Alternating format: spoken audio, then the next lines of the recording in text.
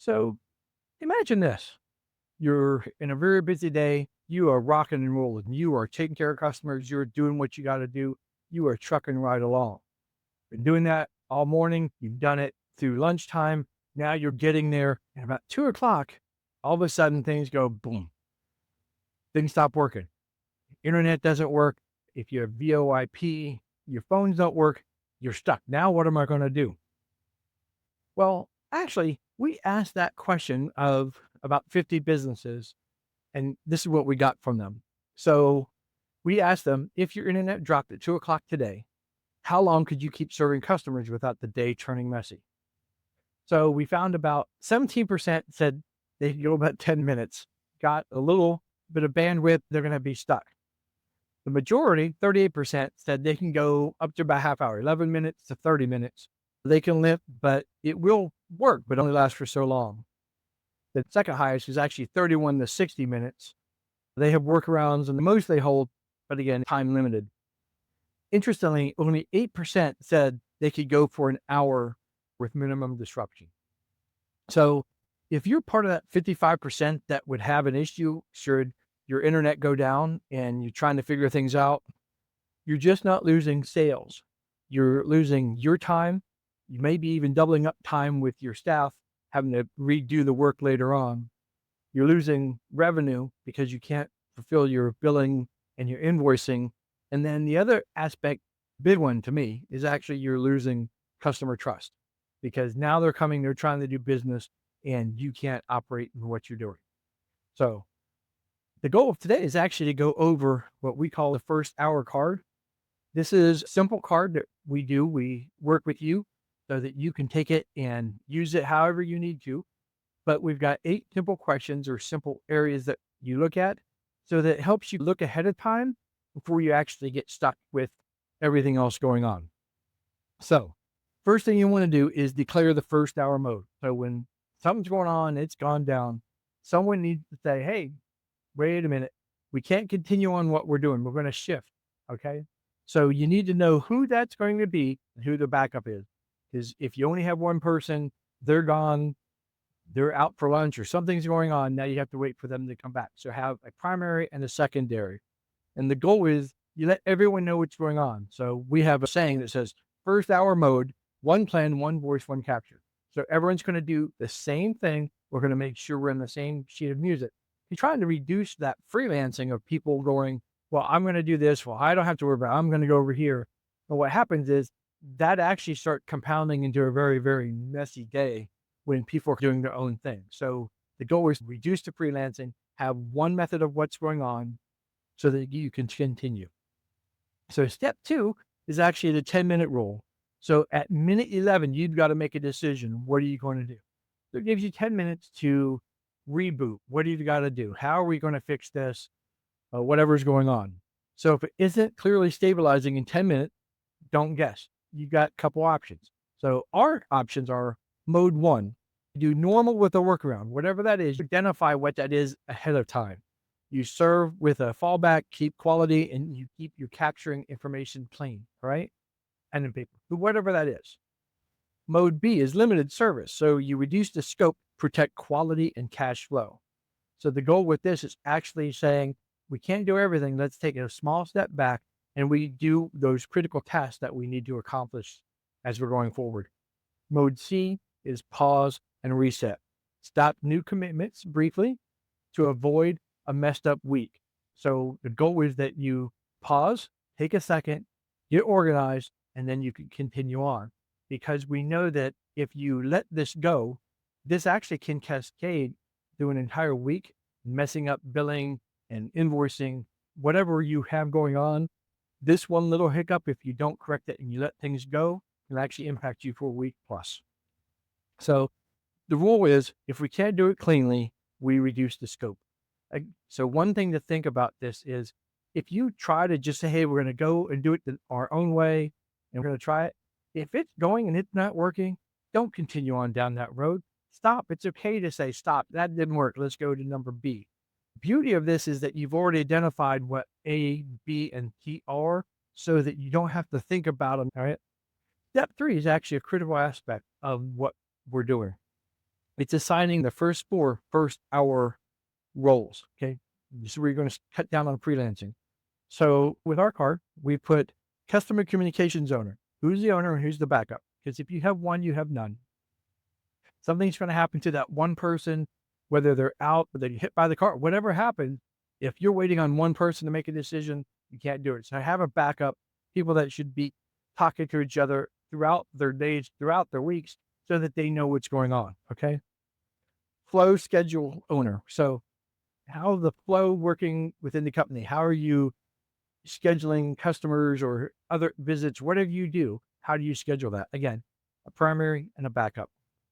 And the billing owner. So who's going to capture the information and work on the billing aspects of it? Again, primary, secondary. And then here's your fixed path caller. Who's going to help start that path of getting things fixed? Step number 4, the first 3 calls. Most likely cause of the vendor and their phone number.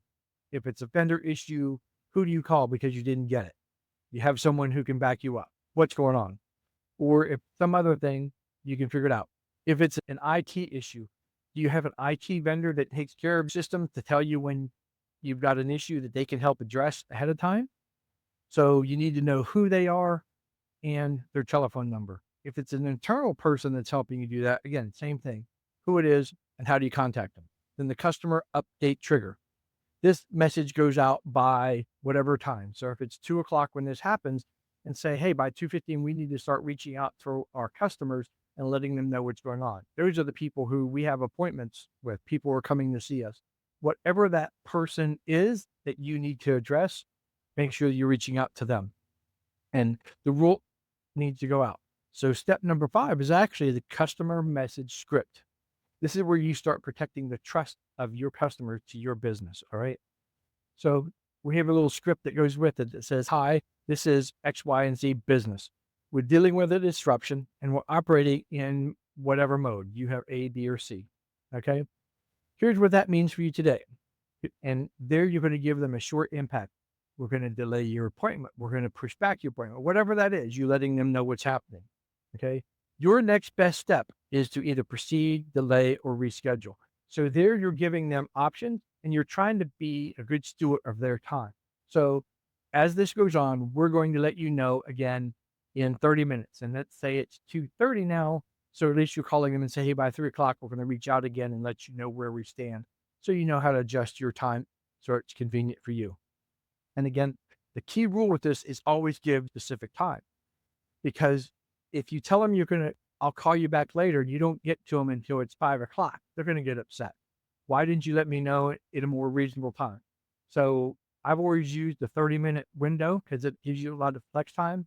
All right. Step number 6. This is where you're protecting your revenue of what's going on. Capture every impacted customer or work item on paper to prevent refunds and rework. This is the key. You're trying to make sure whatever's going on, you're capturing that information. Is it someone who's being billed? Is it someone who's got a new appointment? Whatever's going on, writing it down so that as you get through this stuff, you can go back to it and say, oh, we're going to have so-and-so come in. They're coming in 2 hours late. Instead of coming in at 2, they're going to meet us at 4. It just allows you to catch up. The idea is that you're writing it down. You're not relying on your memory or 5 people's memory to take care of your customers when they show up and everyone's surprised. So if it's not captured, it becomes a dispute later. So capture it, write it down. People are going to be upset. That's fine. The goal is that you're trying to do the best with their time and keep them informed. You can always put notes inside their folder or whatever you've got. So you can take care of it, right? Step number 7 is when you're going to stop everything from getting worse. So step number 7 is your stop rules. So no one promises refunds or exceptions unless that one decision owner of that aspect tells you yes. So you're trying to make sure, again, no freelancing, one voice of what's going on. That person, yes, we want to do that. We'll reschedule them. We'll bring them in, whatever. If the disruption continues on and it's something that threatens the quality, safety, or billing accuracy, go to a different mode. As we mentioned earlier, if you're trying something, and that doesn't work, well, don't let it continue on and worse for you. It gets worse. Stop what you're doing, organize, and say, we're going to go to plan B, and then let everyone know. Go forward from there. The idea is that no matter how bad this gets, you can control what's going on, at least to the degree that you're able to take care of it. So your goal is to actually do that. And then you go back to the communication with the customers or the internal people that you need to work with. Here's our rule. If the team is giving mixed answers, pause and reset the message. Again, one message is coming out from you. All right. And then step number 8 is at the end of the hour reset. So minute 60. So you got a couple options. Confirm what is stable and what isn't. So we know X happened and we're 90% stable, but we still have a hiccup here. Or you're 20% stable and you have these ongoing hiccups. Here, the idea is capturing what's stable, what's not, so you can track what's happening. And as things get better, you know that you're getting closer to solving the issue. Update the customers with the next update time. Again, I use 30 minutes. So if it's now 3 o'clock, you haven't got resolution, let people know, text, call, email, whatever that is, let them know what's going on. Reconcile the capture list. Decide what must be closed today. Invoices, billing, your receipts, whatever is going on, make sure you're capturing the information and what can be processed today. And then at this point, here's your decision mode that will take you to the next 2 hours. Again, are you staying with B? Do you have to go to C? Or is it getting better and you can actually go to A? It gives you a point of reference that you can move forward as a team and not be so confused. Well, hopefully that helped today.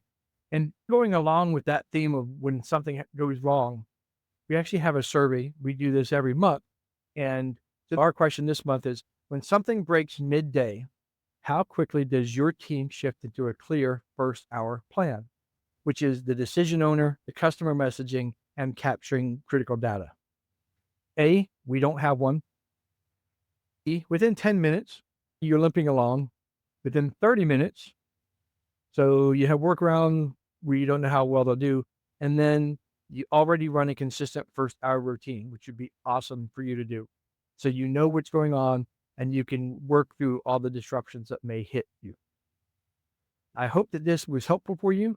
And if you like the actual first hour card, in our comments, we're going to pin a link to our first hour card. Feel free to download it. I would say print it out, take a look at it, play with it, see how it makes sense. The beauty of the card isn't that it's a card. The beauty of the card is actually that it's helping you walk through decisions now before you're getting pressure to do them in a time compressed manner. That's the whole idea of this, is taking a moment, get everything straight so that you can continue on doing what you're doing. And it just makes so much sense for everybody. Our goal is to protect your time, your money, and your reputation and customer trust. Thank you for listening. I appreciate it, and I hope you have a great day. Thank you.